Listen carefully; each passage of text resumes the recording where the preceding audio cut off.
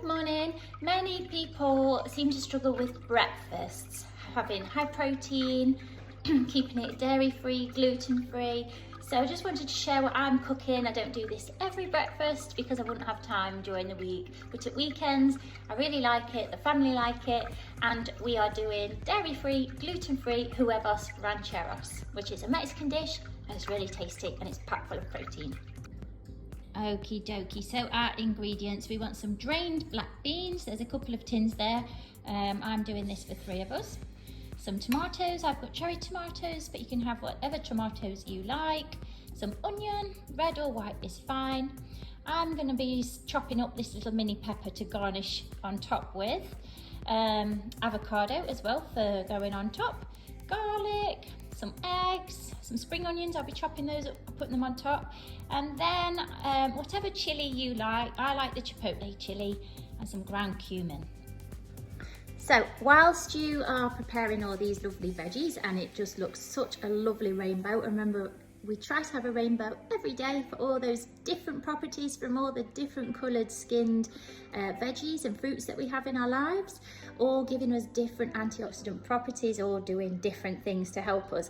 So while we're chopping up those veggies, get your oven on about 180 and let that heat up. And then you want some kind of oven-proof dish, because I'm doing baked huevos rancheros, which is a little bit different. So some kind of oven-proof dish that you can fry up on your hob. I've got some olive oil in there, and I use sea salt. Remember, sea salt, pink Himalayan salt, way better for you, actually does you good, rather than the bad in normal table salt, because you're getting the full spectrum of minerals with this stuff. Remember, table salt, it's just sodium and chloride, it's just going to cause you harm, whereas this can actually balance your electrolytes and help you. So a little bit of that going in, a little bit of black pepper, and then I'm going to put the onions in and the garlic. So these onions and garlic have been cooking away nicely, so now I'm going to add in the cumin and the chipotle. So just put that in as much as you like, you know, to your own taste. I've got 2 cloves of garlic in there. You can add more, you can add less, however you prefer it. So I like quite a lot of cumin. It's what's going to give this that nice Mexican flavour. So I'd say I've put a good 3 teaspoons full in there. And the great thing about cumin is it's actually surprisingly high in iron for a little spice. So whilst it's not going to give you your complete iron allowance for the day, it's going to help towards it. So that can be really handy for veggies and vegans who might find it a bit more difficult to assimilate iron. So yeah, bring cumin into your day.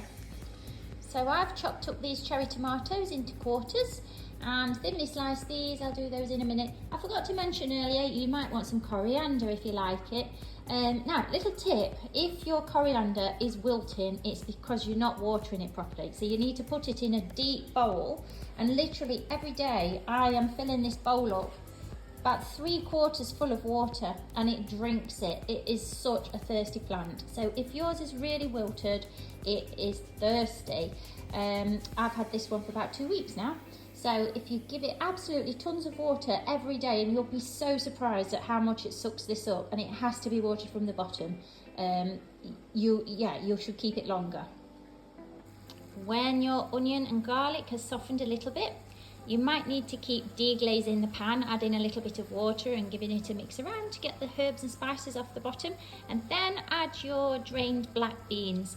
Now I've got those simmering away there on a medium heat, and I keep adding just a tiny bit of water here and there and deglazing it. I'm going to pop the lid on now so these get nice and moist, so that I can mash them down a bit with a potato masher in a moment. So here we go, I'm going to get mashing. Now the idea is not to absolutely make them mushy, but just to crush them slightly so they've still got a little bit of substance to them. You might want to take this opportunity to have a little taste, see if you want to add any more cumin, any more garlic, a little bit of salt, a little bit of pepper.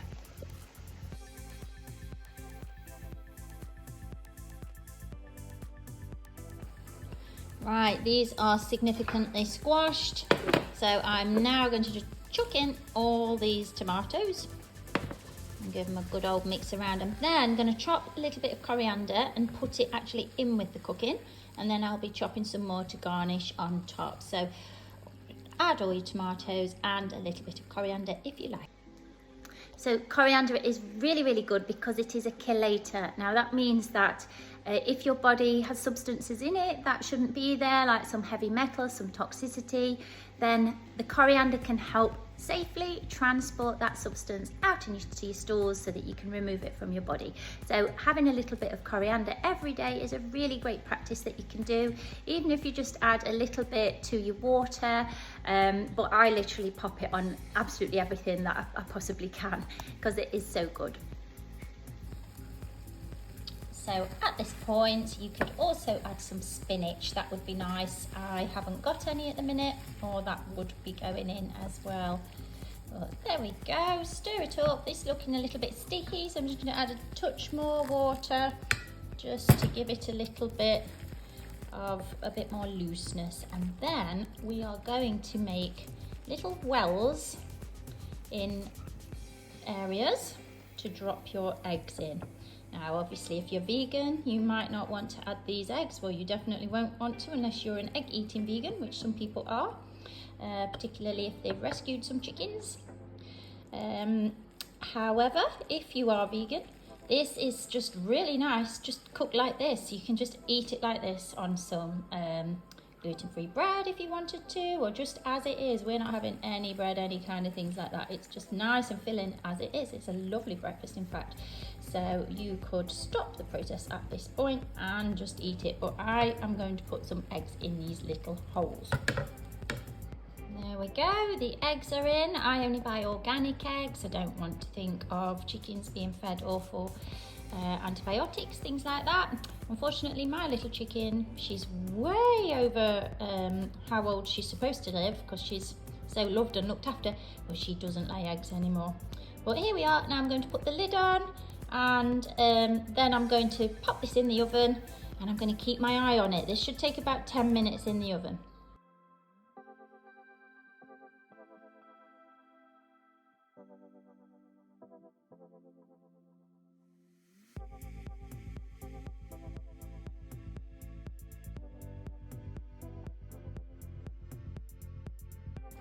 Right, I have just taken this out the oven.